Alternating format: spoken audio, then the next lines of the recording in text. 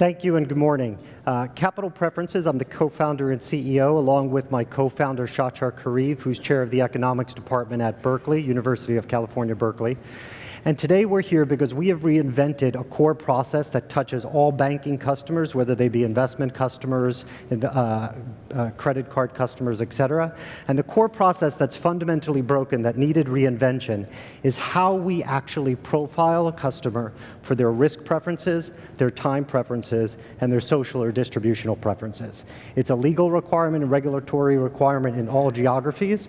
And the way we do it right now is predominantly, when I say we, I mean the industry, is by using a questionnaire that relies on what we call stated preferences, where a client is asked to basically state their preferences towards risk. They quite simply ask, how risk adverse are you? How loss adverse are you?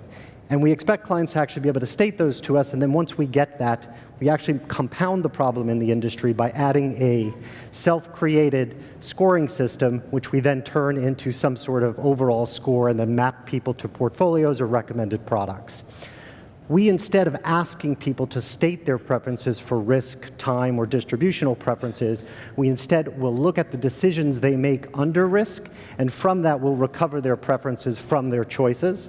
There's a number of benefits that you get with this method. Number one, it is entirely scientifically derived. It's based on mathematical theory and game theory and econometrics. When you have a mathematical theory, we layer on top of it the statistical theory that allows us to put confidence intervals around all of the scores you're going to see. And when you have a confidence interval around the scores, you basically can seriously answer the question of, do you know the client? So let me walk you through a typical case study of what a client journey might look like with an advisor present, but I want you to imagine this in other parts of the banking space. This technology is used currently by a major non-governmental institution to issue microfinance loans in Tanzania where people cannot read and write, and it's been tested on wide-scale population studies in the US and in the Netherlands. So let's get started. So the first step is I'm just going to quickly log in as an advisor. And here, an advisor basically is managing the client profiling process of onboarding a client.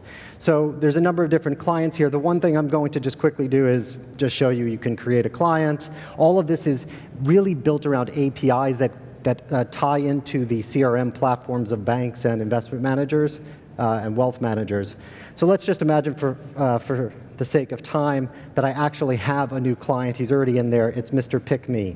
So I'm going to go ahead and send him the test. I can give him a little bit of a good luck. I look forward to meeting you. If I can type. And I have an email. So I've sent an email. I'm going to receive this shortly. But just again, for the sake of time, I'm going to jump over here to the email that I've just received.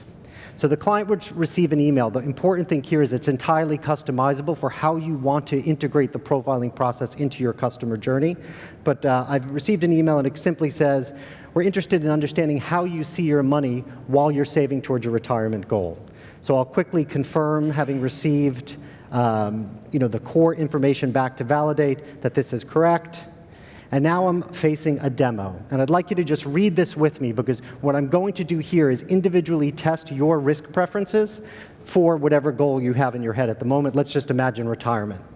So the scenario that you're going to be using is you're going to be making decisions in a game where you're going to be choosing how to allocate your retirement funds between two investments, investment A and investment B. Okay, that's the simple decision you have to make. However, this decision is one where you're facing risk. So investment A or investment B will return your money, but not both. So one of these investments is going to fail entirely, the other will succeed, and you'll be paid the money you allocated to it. So that is the fundamental thing that someone must understand, and it's something that everyone understands, whether they have low levels of cognitive ability or high levels of cognitive ability. So I'm going to just quickly click through the demo that you would normally see, and I'm going to start the assessment, and I'm going to show you why this is powerful. So if I want to assess Mr. Me's risk tolerance, what I'm going to do is ask him to make an allocation decision of these funds between investment A and investment B. So let's imagine for a second Mr. Me was entirely risk adverse. what would he do? For this particular decision for his retirement funds, he would try to find the point where no matter whether investment A was successful or investment B was successful, that he would basically get exactly the same amount of money back. Let's imagine instead he was entirely risk tolerant. What would he try to communicate to us? He'd basically look to take the highest expected risk in this particular scenario while exposing himself to the highest possible return.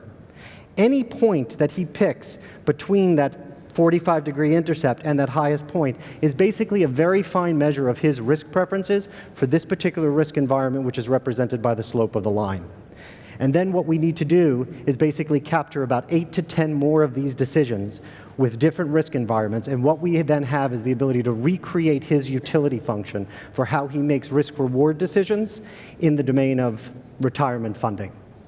Now, the power of this is not just that we can capture his risk preferences. The power is that once he learns how to play this game, for the rest of his financial life with you as a financial institution, we can use this same method to profile the other things that are important to him. For example, if I want to test his time preferences for particular goals, I just simply give him this line. I change the axes.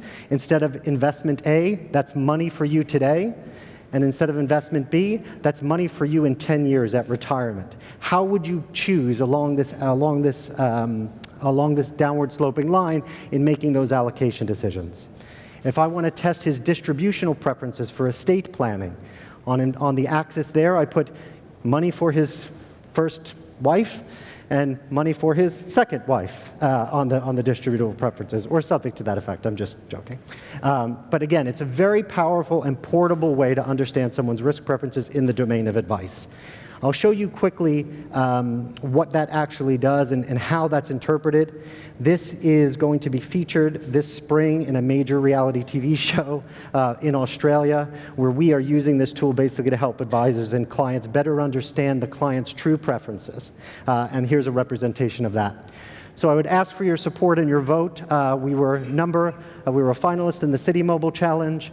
We were a #2 winner in the UBS Future of Finance Challenge in December, so it would be great to hit the top mark of the top innovation at this particular event. So thank you very much.